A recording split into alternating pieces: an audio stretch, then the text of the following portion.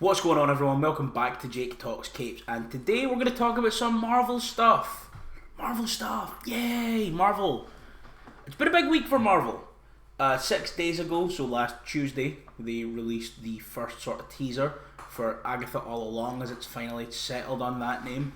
On Friday, they released the trailer for Captain America Brave New World, and then also the reviews are kinda in for Deadpool and Wolverine. So let's just talk about all those things very quickly, and we'll see, is Marvel back? So first of all, let's get it out of the way. The main thing that everyone is talking about is Deadpool and Wolverine. Marvel have been doing sort of screenings, first half hour, 35-minute screenings for some reviewers and journalists and people to go in, and all the reviews are generally really positive. It looks like a good, fun thing. A lot of people are saying it kind of feels like the palate cleanser Marvel needed after sort of recent events and recent reactions and flops and you know, money that was made and general quality of stuff. I won't lie, I've kind of not necessarily fallen off, but I've not been watching Marvel as much as I did. Still not seen Echo, which I think may be the last thing. So if it is, I've only not seen Echo. Let me go and just find out. Okay, so I watched Secret Invasion. I thoroughly enjoyed the first couple of episodes, and then it became Secret Invasion. I watched the Marvels. I really enjoyed the Marvels. Did not deserve to lose as much money as it did, and obviously it sets up what it sets up. Didn't watch Loki Season 2. I began Loki Season 2. I got like 20 minutes into the first episode, and it did something else. And then the season was over. And I've not gone back to watch Loki Season 2, but I kind of know what happens, and I didn't watch Echo, and I actually don't know what happens, and I do need to watch Echo. So I may sit down and do that today, because I've got nothing to do today. But I've kind of been not as tapped in as I typically would be, and I was for a very long time. But this week, I feel like the goodwill is starting to come back to Marvel. Not all the way, because we'll talk about something in a bit. But before we get there, let's just talk about Deadpool and Wolverine. So like I say, they have been doing these sort of first half-hour screenings, which have been generally all well received. The sort of feeling in it is that this kind of feels like a reset, not in the way that we're probably going to reset the Marvel Universe after Secret Wars, but a reset in the sense of this makes sense to release now, so let's do it. And it feels like, at least going forward, that maybe with them only having one movie this year, that's going to allow them the time to build cohesive stories across everything. Because the thing with Marvel is it got so big and so secretive that one of the big issues with Phase 4, and I'm going to be perfectly honest, there's nothing really in the MCU that I have like utterly disliked, with the exception of really Secret Invasion and Thor 2. There's nothing that's really came that's made me be like, oh, Marvel's dead, I hate Marvel, da da da da. Like, that's whatever. But the big issue has been the secrecy. When Marvel got so big, you know, people weren't allowed to discuss different productions if they were working on separate productions. So the Eternals got to have a Celestial pop out of the Indian Ocean, and because no one else is allowed to know about that, it got referenced. It got referenced in an Easter egg in She-Hulk, and then only now in the Captain America Brave New World trailer do we see it. And that's a massive thing that happened. The Eternals was one of the larger scale solo movies for a while, and that just hasn't been referenced at all. The Statue of Liberty got Captain America's shield in Spider-Man No Way Home, and I'm pretty sure in things that came after it, the Statue of Liberty just has the torch again, maybe. So it kind of feels like maybe with them taking this time off, with the fact Florence Pugh wasn't assassinated for posting a video of behind the scenes of Thunderbolts on her Instagram story, which Kevin Feige would have had her killed 5 years ago for that.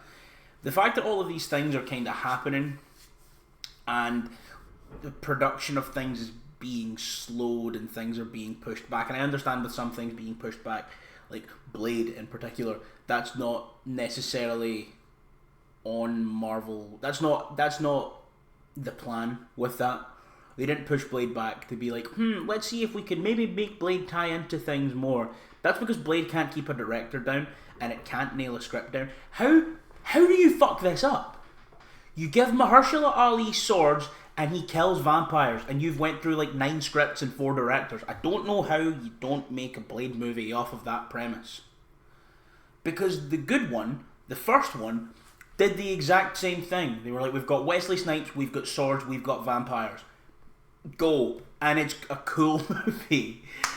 So I don't necessarily see the slowing down of everything and Deadpool and Wolverine to come in and kind of be the only movie this year. I don't necessarily see that as a bad thing. I think if we also surround it with quality, which from what I've heard, Echo is good. Starts great, ends good. From what I've heard about Echo, Loki season 2, I know that was 2023, but that's good from what I hear. We're going to follow this up with the Agatha show, which looks really good. So I'm very excited for a lot of the focus to be squarely on Deadpool and Wolverine, and a movie that can also sort of be self-referential, and it can discuss the problems in Marvel, and Marvel can at least say to us, like, we hear you, we know, our eyes got too big for our stomach, we're going to not necessarily scale it back, but we're not going to go, you do this, you do this, you do this, you do this, you do this, you do this, and hope they tie together and maybe tie things off like 3 years later, because productions are so secretive. I think with this movie, it could hopefully be a reset in the way that the studio is run before we get the inevitable reset of the universe in a few years, which I don't necessarily think is a bad thing, because let's be real, even if all these movies but all these movies underperform critically and commercially all the way up to Secret Wars, they're still going to pile and throw so much money at the X-Men, because the people are gasping for good X-Men content. Like, look at what happened with 97. I've not watched 97 either. I do need to watch 97. But the way that it's going forward has me hopeful that we will gain some sort of sense of old Marvel back. So fingers crossed we can get that. Then, as I mentioned, almost a week ago, 6 days ago, we got the first teaser for Agatha All Along, the Agatha Harkness solo show. And if you remember, there's a line in Infinity War. It's in Infinity War, because Doctor Strange is dusted for all of Endgame, essentially. He says to, oh my god, what's his name? Squidward guy. In that film, he says to Ebony Maw, good luck removing a dead man's spell, and that kind of appears to be what this is about. If we remember the end of Multiverse of Madness, which, by the way, you just can never make me hate all this revisionist history saying that it didn't cook, brother. You gave Sam Raimi that budget and let him go nuts. Elite. Ebony Maw, he says to Ebony Maw, good luck removing a dead man's spell, and at the end of Multiverse of Madness, Wanda appears to sacrifice herself to relinquish the control that Darkhold has over her. But at the end of WandaVision, she traps Agatha Harkness in her own sort of hex and traps her in her own mind and brings her back to that sort of TV show character. And that looks like the beginning of the premise. She's under this spell. The beginning of this trailer has many, many references to the show Mayor of Easttown. It looks like she's playing a sort of detective character in her mind. We discover the body of a Jane Doe in the woods, and it's dressed like Wanda, how she dressed in the final episode of WandaVision, and the fingers are turning black, which is something that the use of the Darkhold does, and that's kind of shown throughout Multiverse of Madness, not just Wanda, and also the way it's shown on Agatha in WandaVision, but you also see it in Multiverse of Madness with Strange in 838, when they have the flashbacks of him after he caused the when they kill him on the moon, when he killed Thanos. His hands are turning black. So that's, meant to represent Wanda and the removal of this spell. And I obviously don't think Wanda's dead. Maybe she could be in another dimension. Maybe she could have amnesia, because you know who she was with when she had amnesia in the comics? Victor Von Doom. Maybe it could be that. Maybe it could be, something. But we have the beginning of this premise, and then it looks like Agatha then has to walk the witch's road to free her mind.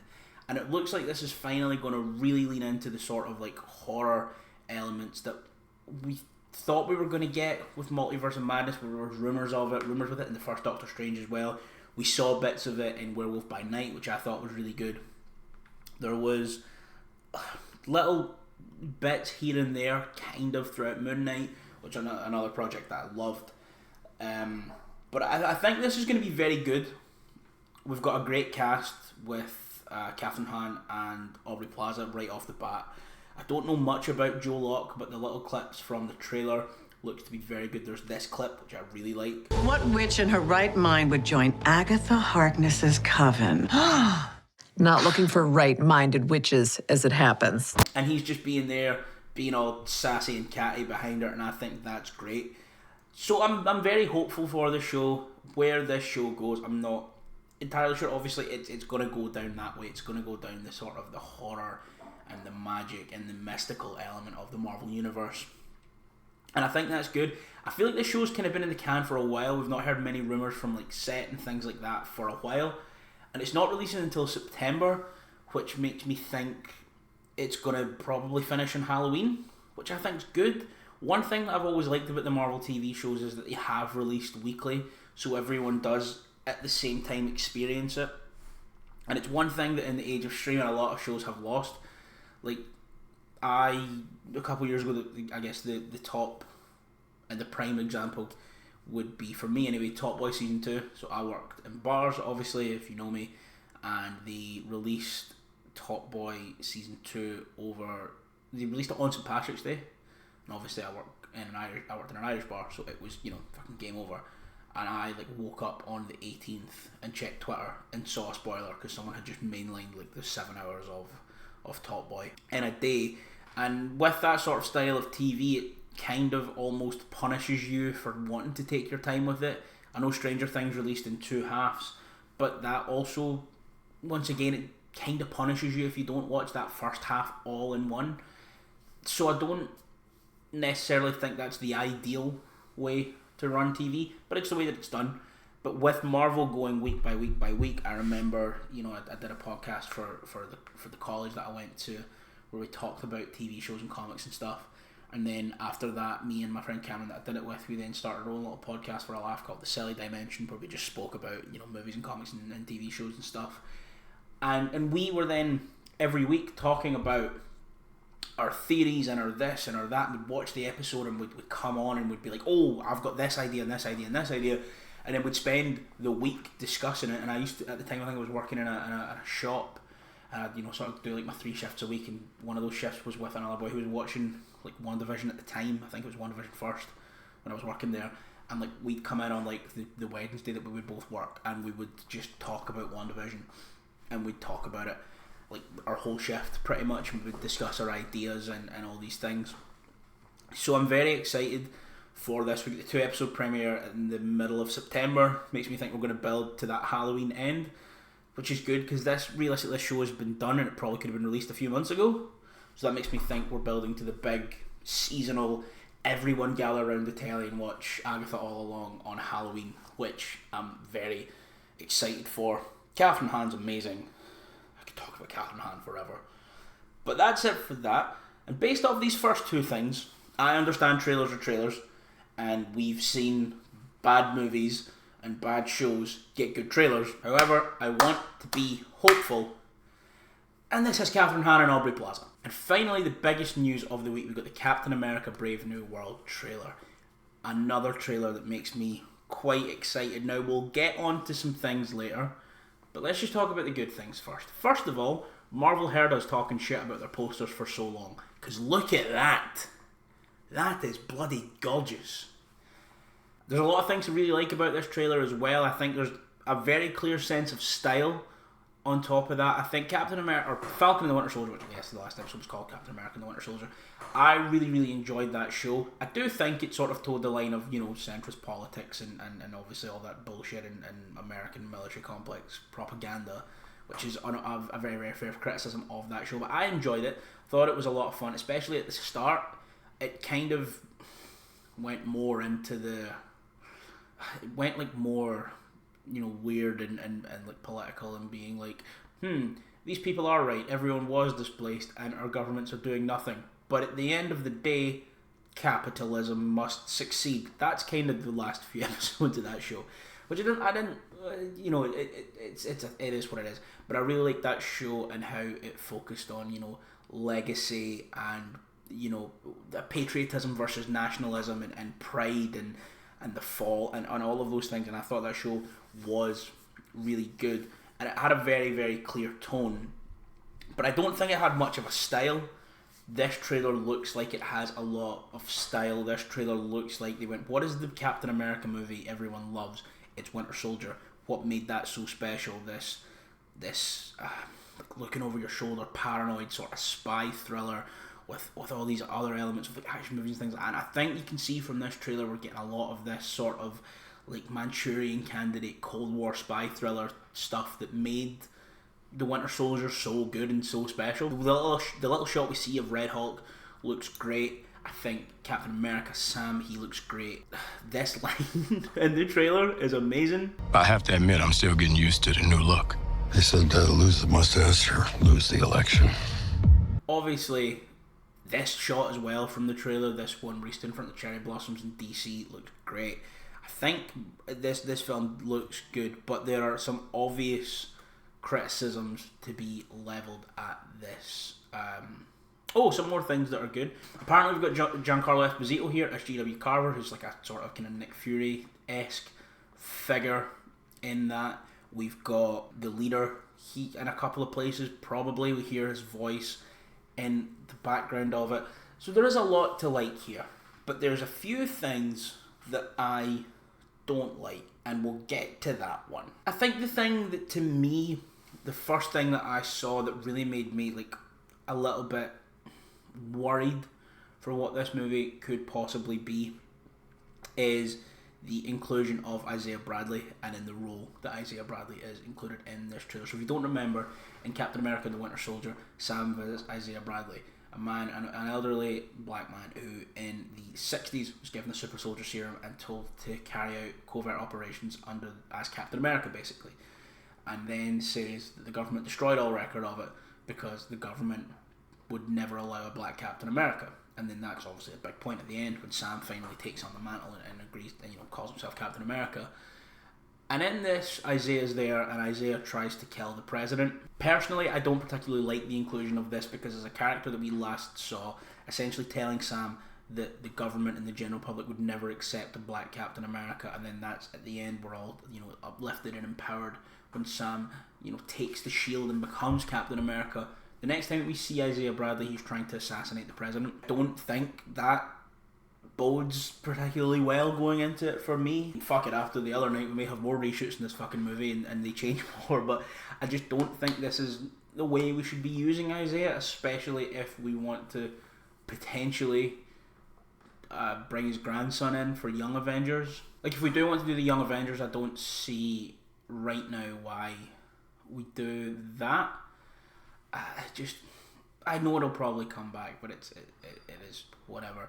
A couple of other things that I don't love here before we get on to the main one. I don't like this. I like the suit. I do like the suit. However, I absolutely love this suit. I love the suit from the end of Falcon and the Winter Soldier. I love that suit from the last episode. The white base for that suit is absolutely incredible. I think it was great on Anthony Mackie, and I think changing this sort of almost brings the character back more in line to Steve Rogers. I think, to me, it feels like they sort of bowed to all the people online being like, well, that's not Captain America, and they're only really saying that because it's, a black man. I feel like that's them kind of bowing to them in a way and making the character feel and look more like Steve and not feel and look different, whereas Sam Wilson Captain America in the comics looks like this, and obviously in that last episode had that incredible gorgeous suit, this incredible gorgeous suit. So I don't love that. And apart from that, those two little minor gripes, I don't really have any other. Well, the Isaiah Bradley one's not really a minor gripe. I'm still very worried as to how that will play out on screen. But the one thing that I'm very worried about is I'm not going to show the actress. I'm not going to mention her name because this woman was exempt from serving in what is quite simply the Israeli Defence Force, the Israeli Occupation Forces, and chose to serve anyway. This is a truly abhorrent woman, and I will not mention her name, and I will not mention her character's name here. So what I'm going to do is every time that we need to mention this character, what I'm going to do is I'm going to say not Layla from Moon Knight, and I'm going to show a picture of a Palestinian actress in May Callum Way, who portrayed Layla in Moon Knight. Because free Palestine until the day I die. Anyway, let's not get political on a comic book channel. Comic books are political, baby, over it. So the character of not Layla in the books is an Israeli superhero Mossad agent, and after after the tensions rose over the last year, shall we say, to put it very mildly, people then began calling on Marvel to change this, and apparently they went back through the editing suite and they pushed this movie back to sort of, and they ordered reshoots to remove all references to Mossad and Israeli Secret Service and things like that. But at the end of the day, it's still the character of not Layla, and it's still the actress who is not May Callum Way. And at the end of the day, if we are now removing all references to Mossad and to the Israeli government from this character, and I think they may have just renamed her, possibly Ruth, I think. Is that the character's real name? Like the character's people name? Let's find out. Yeah, so the character's name is Ruth, but they've just kind of removed all references to, Israel and Mossad and the Israeli Secret Service and things like that. But they still have this character here. And personally, just in general, even without everything that's happening in the world, there is no real reason for this character to be in a Captain America movie. Sabra is a Hulk character. Same with Red Hulk. Same with the Leader. And I understand if you want to do Red Hulk and the Leader, they kind of make sense with what Thunderbolt Ross has been throughout the MCU, and a sort of ever-present presence. And I understand that there are the difficulties around making Hulk movies, so that's why the Hulk just shows up in Thor and stuff like that. So I get it. However, the character of not Layla is not a huge Hulk character.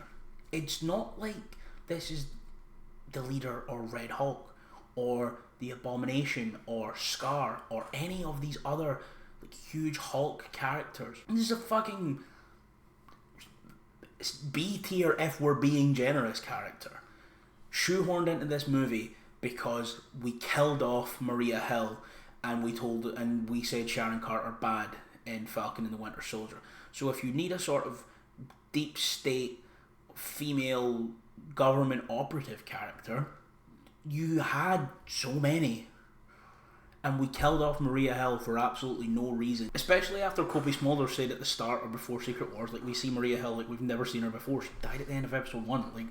I just don't understand that. And if we are stripping all the comic book superpowers away from not Layla, when we take away, that character can fly and has super strength and shit. If we're taking those powers away to just make her, a Black Widow, you could have had.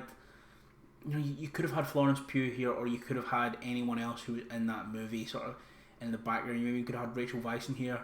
You could have had there's a lot of other characters here, and Marvel are still using this character to be the character of not Layla. And I understand you don't want to do all these reshoots again, and I understand that you don't want to spend more money on this movie and push production back even more. But if we are essentially stripping this character down to literally just a government agent named Ruth, if this character comes back for a second movie and isn't explicitly made the superhero of not Layla, if this actor, not May Callum Way, returns, then Marvel, it's fucked. It's absolutely fucked. All of those things aside, this trailer does have me quite excited for this movie. I'm excited to see where they go.